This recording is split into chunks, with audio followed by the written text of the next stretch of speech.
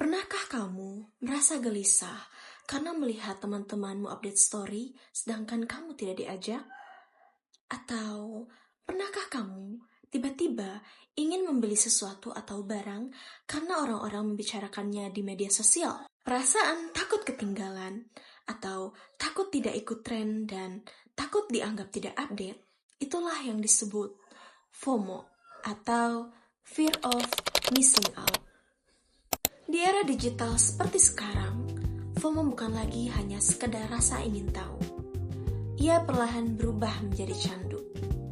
Candu untuk terus scrolling, candu untuk terus ingin tahu kehidupan orang lain, dan candu untuk harus selalu hadir di setiap momen.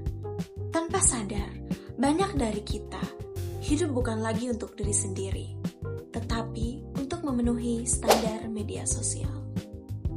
FOMO muncul karena satu hal utama, yaitu kita hidup di tengah arus informasi yang tanpa batas. Sehingga setiap hari kita dibombardir oleh foto liburan, nongkrong, prestasi, gaya hidup mewah, bahkan tren-tren terbaru.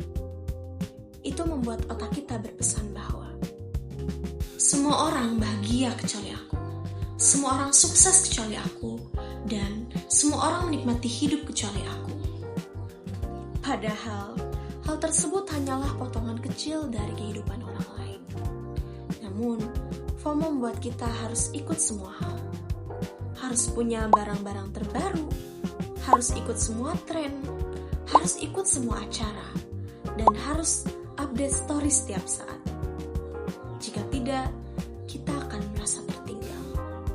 Dan disitulah FOMO mulai berbahaya.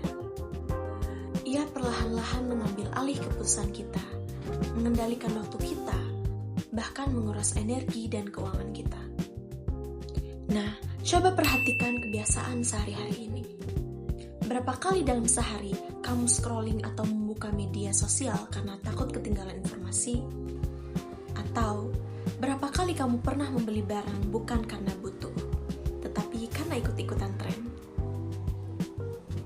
Banyak orang yang rela memaksakan diri demi terlihat keren di media sosial. Padahal setelah semua itu, yang tersisa seringkali hanyalah kelelahan, kecemasan, bahkan rasa hampa.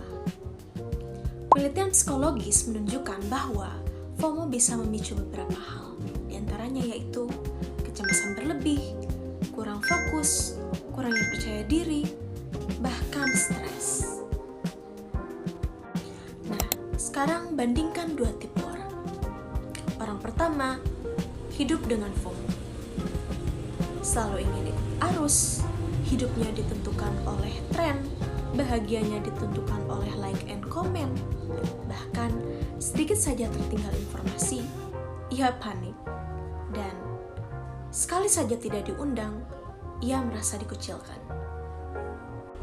Sementara orang kedua, hidup dengan penuh kesadaran diri. Ia tahu kapan ia harus online dan kapan harus berhenti. Dia membeli barang karena memang butuh, bukan karena ikut-ikutan. Ia menikmati hidupnya sendiri, tanpa pengakuan berlebihan dari orang lain. Perbedaannya hanya satu. Yang pertama, ia dikendalikan oleh FOMO, dan yang kedua, ia mengendalikan dirinya sendiri. FOMO memang terasa menyenangkan di awal, seperti candu yang memberi rasa seru sesaat. Tapi lama-lama, ia bisa membuat kita kehilangan arah, kehilangan fokus dan tujuan, bahkan kehilangan jati diri. Perlu diingat bahwa hidup bukan ajang perlombaan untuk mengikuti orang lain.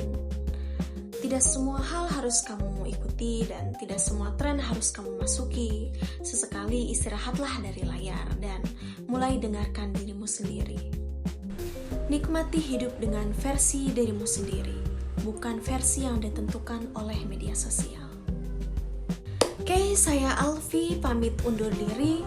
Sebelumnya mohon maaf apabila terdapat kesalahan. Assalamualaikum warahmatullahi wabarakatuh.